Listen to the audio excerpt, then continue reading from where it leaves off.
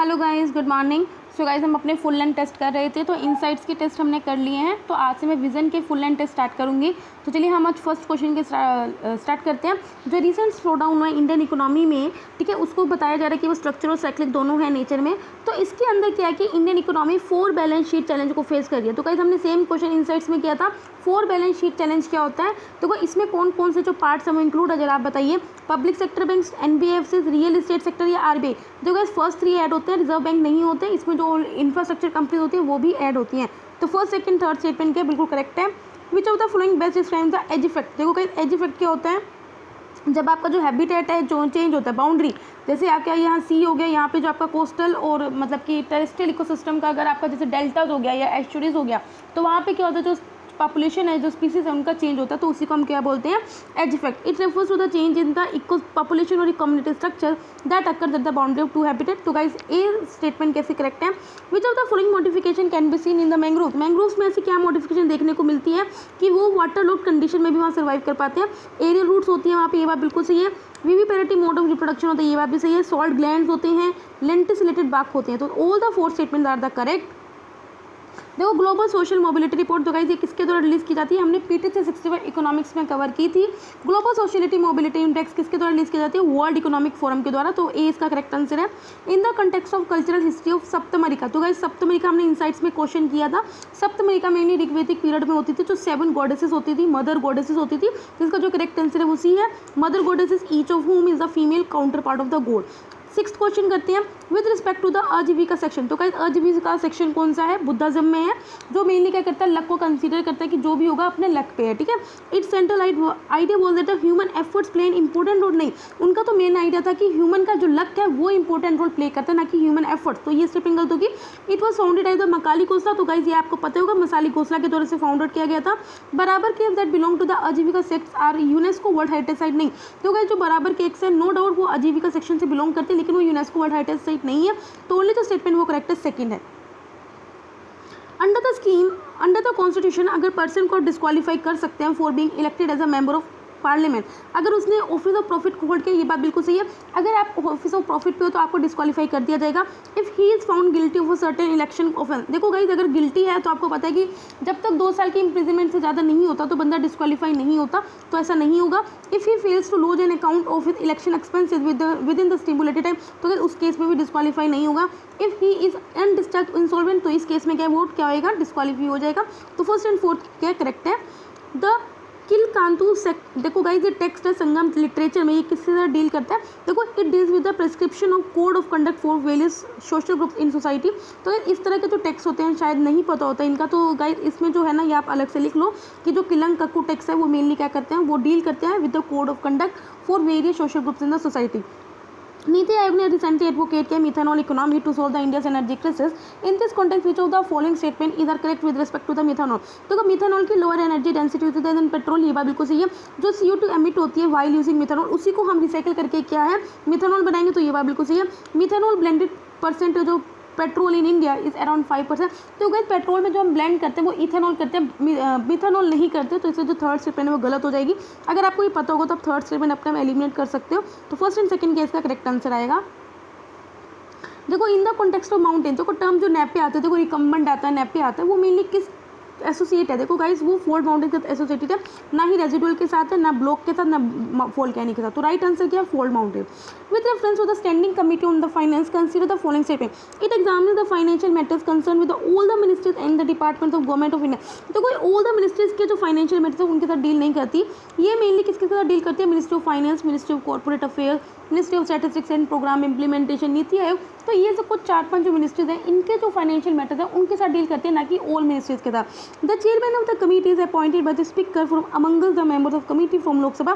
तो क्या second statement के बिल्कुल करेक्ट है। जो चेयरपर्सन होता है वो स्पीकर क्या करता है, अपॉइंट करता है, वो भी मेंबर ऑफ कमिटी में। तो ओनली सेकंड स्टेटमेंट केस में करेक्ट है। एन आउटब्रेक, अभी आपको पता है जैसे इन्फेक्शन एपिडेमिक आया, कोरोना आया, इस वजह से क्या क्या हमारे मतलब कि शॉर्ट टर्म के इकोनॉमी पे क्या फैक्टर पे इम्पैक्ट पड़ा और कौन से कॉन्टेक्स्ट में कौन से स्टेटमेंट करेक्ट नहीं है, ठीक है। Fall in the price of the cotton in India, में ये बात बिल्कुल सही है। इंडिया में जो कॉटन का प्राइस है वो गिरेगा क्योंकि इसकी डिमांड ही नहीं होगी, तो सप्लाई क्या होगी। डिक्लाइन इन एक्सपोर्ट, ये बात बिल्कुल सही। जेम्स, ज्वेलरी जो ये क्योंकि ये एसेंशियल आइटम नहीं है, तो इनका जो एक्सपोर्ट है उनका डिक्लाइन हुआ है। Fall in the prices of the soybean, देखो सोयाबीन एक तरह का प्रोटीन है तो इसका भी प्राइस को फॉल किया है, ठीक है, क्योंकि जो असेंशियल आइटम्स है उनका जो प्राइस है वो बढ़ा है। Price in the price of crude oil, नहीं भाई आपने देखा होगा जो वेस्ट टेक्सास ऑयल है उसके जो प्राइस है वो तो नेगेटिव में चले गए हैं फर्स्ट टाइम, ठीक है। तो जो डी है वो इसका क्या करेक्ट आंसर है, क्योंकि ये इनकरेक्ट स्टेटमेंट है। Which of the following condition is necessary for the formation of due, अगर आपको ड्यू का फॉर्मेशन होना है तो क्या क्या नेसेसरी कंडीशन चाहिए, cloud sky, strong wind, high relative humidity, ठीक है। जो इसका करेक्ट आंसर है वो 3 है, that is the high relative humidity.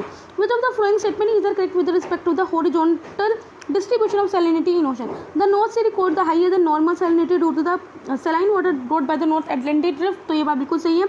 Black Sea record the lower than normal salinity due to the fresh water influx by the river, तो ये बात बिल्कुल सही है। ब्लैक सी में काफ़ी जो रिवर्स है वो ड्रेन करती है, इस वजह से क्या ब्लैक सी की जो सैलिनिटी है वो नॉर्मल से क्या लेस है, ठीक है। तो दोनों के दोनों स्टेटमेंट कैसे बिल्कुल करेक्ट है।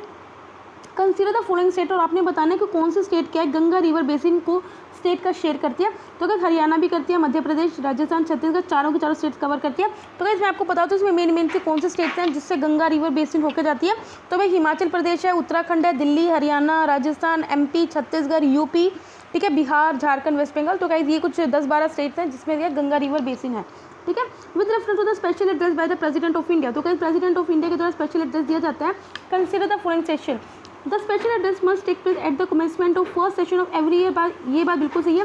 प्रेसिडेंट के द्वारा जो स्पेशल एड्रेस दिया जाता है वो हर साल, देखो पार्लियामेंट जब न्यू पार्लियामेंट बनती है तब तो दिया जाता है, लेकिन क्या है हर साल भी जो होता है जो पहला सेशन है उसमें भी दिया जाता है। It's the parliamentary convention that is not mention in the constitution, तो गाइस ये गलत बात है, पार्लियामेंट ये कॉन्स्टिट्यूशन में मेंशन है आर्टिकल 87 के अंडर, ठीक है।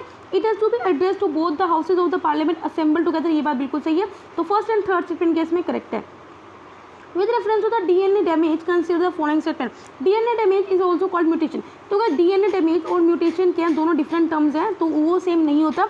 तो DNA डैमेज में क्या होता है, मेनली क्या होता है फिजिकल एबनॉर्मलिटीज देखने को मिलती है, ठीक है। जबकि जो म्यूटेशन होता है उसमें मेनली क्या होता है, जो DNA के सीक्वेंसिंग में क्या होता है, बेस सीक्वेंसिंग होती है, उसमें फर्क होता है, ठीक है।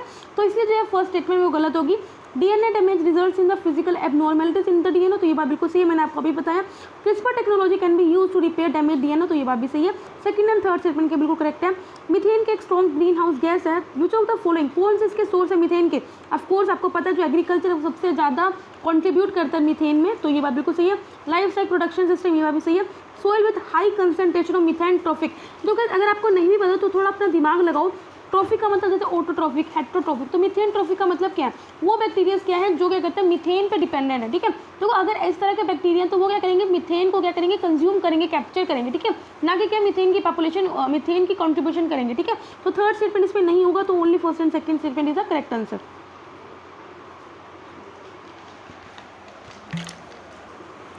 Consider the following statement regarding the rate of the सेरेटोरियल, तो गाइस हमने इस तरह से क्वेश्चन बहुत किए हैं। It is issued by the higher court to a lower court to transfer a case pending with the letter to itself और टू क्वेश्चन ऑर्डर, ये बात बिल्कुल सही है। देखो इसके अंदर क्या होता है, मेनली जो हायर कोर्ट है वो क्या करती है, अगर कोई पेंडिंग केस है वो लोअर कोर्ट को बोलते हैं कि आप हाई कोर्ट पे क्या करो, ट्रांसफर करो, तो ये बात बिल्कुल सही है।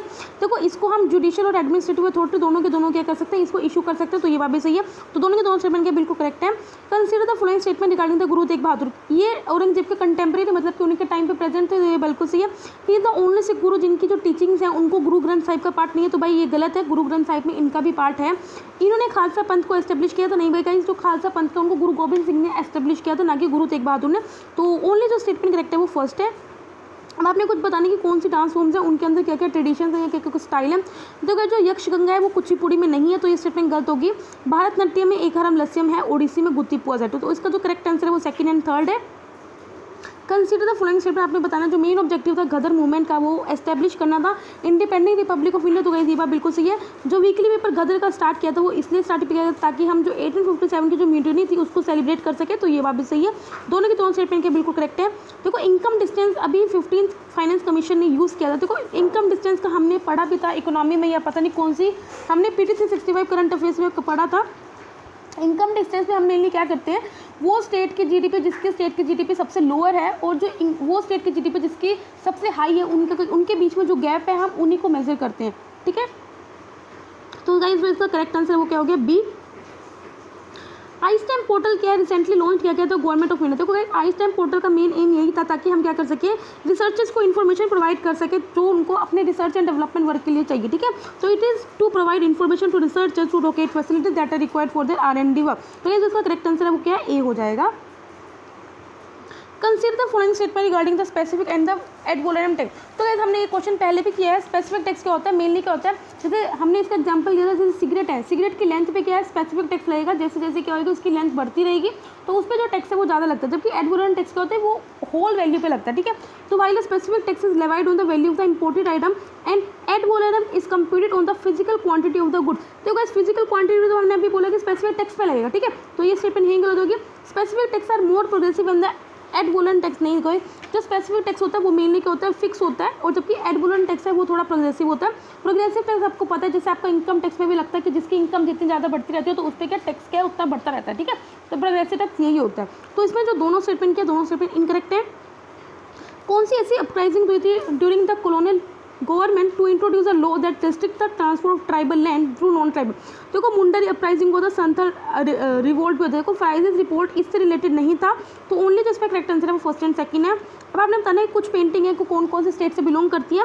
तो गाइस केरला से ये बिलोंग करती है बिल्कुल से। सोहरावी पेंटिंग झारखंड से बिलोंग करती है। पैतकार पेंटिंग है वेस्ट बंगाल से बिलोंग करती है। तो तीनों की तीनों स्टेटमेंट के बिल्कुल करेक्ट है। According to the constitution the population is use as a factor in which of the following, ठीक है। अब हमने क्या करना है, फंड डिस्ट्रीब्यूशन फॉर्मूला नहीं, देखो composition of the house of people, ये बात बिल्कुल सही है। आपको पता है जैसे यूपी है, यूपी की पॉपुलेशन सबसे ज़्यादा है, तो वहाँ पे जो लोकसभा में जो सीट्स हैं उनको वो ज़्यादा दी जाती है। Composition of the legislative assembly, ये बात बिल्कुल सही है। जहाँ पॉपुलेशन ज़्यादा होगी तो वहाँ पे भी लेजिस्लेटिव असेंबली की सीट ज़्यादा दी जाएंगी। और reservation of seats for schedule caste and schedule type, ये बात बिल्कुल सही है। जिस वहाँ पॉपुलेशन ज़्यादा होगी तो वहाँ देखी जाएगी शेड्यूल कास्ट की पॉपुलेशन कितनी है। तो पॉपुलेशन क्या है, इन तीन फैक्टर्स में क्या करी जाती है, रेफर किया जाता है, ठीक है। तो second, third and fourth statement के बिल्कुल करेक्ट है। Consider the following statement regarding the Indo-Islamic architecture during the medieval period. Human and animal figures were frequently represented for the decoration of the walls of mosques. नहीं guys, Indo-Islamic architecture में mainly क्या करते थे, calligraphy है या ornamentation है उससे ज़्यादा यूज़ किया जाता था, ना कि ह्यूमन एंड एनिमल फिगर्स को। The earth and dock method which were use on the wide scale was the Turkish invention. देखिए जो आर्क एंड डॉक मेथड है उसको बहुत ज़्यादा यूज़ किया जाता था, लेकिन इसको ना अरब्स ने भी किया, रोम से क्या किया था, बोरो किया था, ना कि इनका खुद का था टर्किश का। तो दोनों के दोनों स्टेटमेंट केस में इनकरेक्ट है। With reference to the Indian national satellite system, जो है ये कम्युनिकेशन सैटेलाइट है। It is the communication satellite system of India under which satellites are placed in the low earth orbit. तो कहते हैं लो earth orbit पे place नहीं है, ये मेनली जियो सिंक्रोनस ऑर्बिट में क्या प्लेस है, तो ये गलत हो गया। It is use to provide services to telecommunication, weather forecasting, disaster warning, search and rescue operation. तो ये बात बिल्कुल सही है। तो इसके कुछ सैटेलाइट्स का एग्जाम्पल दिए गए हैं इन्होंने, हेमसेट, एड्यूसेट, कल्पना। तो गाइस ये इसके एग्जाम्पल है, ये बात बिल्कुल सही है। तो जो इसमें करेक्ट स्टेटमेंट है वो सेकंड एंड थर्ड। अगर आपको पता होगा कि लो अर्थ ऑर्बिट पे नहीं है, जियो सिंक्रोनस ऑर्बिट में, तो अगर आप फर्स्ट स्टेटमेंट अपने आप एलिमिनेट कर दोगे तो आप अपने आप बी क्या है करेक्ट पे आ जाओगे। With reference to the fiscal responsibility and the budget management Act 2003, consider the following statement. The outcome budget was introduced as a part of the act. नहीं भाई इसका पार्ट नहीं होता। It provides scope for the deviation from the annual fiscal deficit target under the certain condition. तो ये बात बिल्कुल सही है, क्योंकि FRBM एक्ट में हमने क्या करा था, टारगेट सेट किया था कि हमें क्या करना है कि अपनी कंट्री का फिजिकल डेफिसिट इतना नहीं बढ़ना चाहिए, रेवेन्यू डेफिसिट हमारा इससे ज़्यादा नहीं बढ़ना चाहिए। तो इससे क्या होता है कि एक हमें स्कोप देता है कि हमें क्या करना है, कुछ डेविएट करना। तो ये बात बिल्कुल सही है। It prohibits the central government boring from the RBI under all circumstances. नहीं भाई ये क्या करता है, देखो नो डाउट कि वो RBI को सेंट्रल गवर्नमेंट को कहीं ना कहीं रिस्ट्रिक्ट करता है कि उनकी बोरिंग ज़्यादा ना हो, लेकिन अंडर ऑल सर्कमस्टेंसेस नहीं हो सकता ना। अगर कोई जैसे अब कोरोना आ गया, इस सेक्टर में अगर ऐसी पैंडमिक आ जाए तो क्या उसको लेना ही पड़ेगा अपना बोरिंग, ठीक है। तो ऑल सर्कमस्टेंसेस की वजह से गलत हो गया। तो ओनली जो टेक्स्ट है वो इसमें सेकंड है। With reference the Khadar and the Bhangar type of the इल्यूगल soil, consider the following statement. तो जो भंगार सोइल होते हैं वो ओल्ड होते हैं, जबकि जो खदार सोइल होते हैं उसको न्यू सोइल बोलते हैं। Khadar is found in the flood plains and delta, while Bhangar is found in the higher side of the river valleys. तो गाइस ये बात बिल्कुल सही है। खदार यंगर टाइप ऑफ इल्यूगल सोइल होता है, जबकि भंगार ओल्ड होती है। तो ये बात मैंने आपको अभी बताई है। Khadar is the clay and dark in colour, while Bhangar is sandy and the light in colour. तो गाइस ये गलत है। Only first and second statement case में करेक्ट है। In the context of Indian economy what are the ways and means advances. तो guys ways and means advances भी हमने already cover कर चुके हैं। तो गाइस आप देखना मैक्सिमम क्या जो फुल लेंथ टेस्ट हम कर रहे हैं इसमें हमने मैक्सिमम जो सेक्शनल टेस्ट है उसमें कवर कर रखा है। तो इसमें क्या है, मैं फिर भी आपको थोड़ा थोड़ा बता रही हूँ। वेज एंड मीन्स एडवांसेस में क्या होता है, अगर स्टेट गवर्नमेंट या सेंट्रल गवर्नमेंट को मतलब कि ओवरनाइट के लिए या शॉर्ट टर्म के लिए कुछ पैसा चाहिए उधार पे, टेम्परेरी लोन चाहिए, तो वो RBI से ले सकती है, ठीक है। These are the temporary loans advanced by the RBI to central and the state government. तो करेक्ट स्टेटमेंट किसकी सी है. Consider the following statement regarding the world design organization. देखो ये इंटरनेशनल नॉन गवर्नमेंट एनजीओ है, एम जिसका aim यही है कि हमें क्या करना है, प्रमोट करनी है knowledge of industrial design driven innovation. तो फर्स्ट स्टेटमेंट बिल्कुल करेक्ट है. It is the successor organization to the international council of societies of industrial design. तो ये बात भी सही है. World design capital which is a city promotion project is an initiative of world design organization. तो आपको पता होना चाहिए कि इसका इनिशिएटिव क्या है, वर्ल्ड डिजाइन कैपिटल. तो तीनों के तीनों जो स्टेटमेंट है इसमें करेक्ट है. Consider the following statement with respect to the ports and shipping industry. Maritime transport in India handles more than 90% of Indian external trade. तो ये बात बिल्कुल सही है. जो मैरीटाइम से मतलब कि जो ओवरसीज जो ट्रांसपोर्ट होता है वो मेनली मैरीटाइम के थ्रू कितना आता है, मतलब कि थ्रू ओशंस कितना थ्रू आता है, मोर देन 90% आता है. तो ये बात बिल्कुल सही है. 100% FDI अलाउड है through automatic route for port and harbour construction. तो ये बात भी बिल्कुल करेक्ट है. Both statement are the correct. अब आपने बताना है कोई ये मतलब ट्रेडिशनल सिस्टम है, ट्रेडिशनल मेडिसिन का सिस्टम है जो ग्रीस में ओरिजिनेट हुआ था. बाकी आप ये पढ़ लो. तो ये भी कौन सा सिस्टम है, तो ये जो है यूनानी है. बाकी का आपको पता है आयुर्वेदा तो कोई इंडिया में ओरिजिनेट हुआ है. बाकी जो इसका करेक्ट आंसर है वो क्या है, यूनानी. नेक्स्ट क्वेश्चन में बढ़ते हैं. Why is the plant called the senna spectabilis is often mention in the news. तो गाइस ये जो प्लांट है that is the senna spectabilis, ये मेनली क्या करता है, ये थ्रेट है एक तरह से जो साउथर्न स्टेट्स के फ्लोरा को, मतलब एक तरह का कह सकते हैं कि एक्जोटिक स्पीसीज है, कहीं ना कहीं कर सकती है. जो साउदर्न इंडिया में जो फ्लोरा है वहाँ का जो एंडेमिक फ्लोरा है उसको कहीं ना कहीं डैमेज कर सकते हैं. ठीक है, तो इसका जो करेक्ट आंसर है वो है it is a threat to native flora in the southern states of India. Which of the following statement best describe the फ्रियोथ्रा टाइप. तो क्या जो फ्रियोथ्रो टाइप है इसका मतलब यही होता है कि ये क्या होती है, डीप रूटेड प्लांट्स होती हैं जो अपना सिग्निफिकेंट पोर्शन ऑफ वाटर होती हैं वो उसको ऑब्टेन करती हैं from a constant source of ground. ठीक है, तो इसका जो करेक्ट आंसर है वो क्या है, बी है. ठीक है, तो गाइस इस तरह के जो टर्म्स हैं जो आपको नहीं पता है तो गाइस मैं आपको यही बोलूँगी कि इसको आप अलग से लिख लें ताकि आपको क्या है बाद में दिक्कत ना आए इनकेस अगर एग्जाम में आ जाए. देखो एलिसा डायग्नोस्टिक टेक्निक, तो गाइस अभी हम पढ़ ही रहे हैं कोरोना वायरस कितना चल रहा है, तो एलिसा डायग्नोस्टिक टेक्निक उसी की एक टेक्निक हमने यूज़ करी है. Consider the following statement. ELISA is based on the principle of antigen and antibody interaction. ये बात बिल्कुल सही है. ये इन्फेक्शन एजेंट्स को डिटेक्ट करती है ओनली इन एनिमल टिश्यू, नहीं भाई ह्यूमंस में भी क्या करते हैं, डिटेक्ट करती है. तो ये गलत हो गया. ELISA can be use to detect the diseases of HIV and dengue. तो ये बात बिल्कुल सही है. फर्स्ट एंड थर्ड स्टेटमेंट इसमें करेक्ट है. कंसिडर द फॉलोइंग स्टेटमेंट आपने बताना है. अगर देखो हमने ये बताना है कौन सा स्टेटमेंट है जिसकी वजह से करेक्ट स्टेटमेंट बतानी है.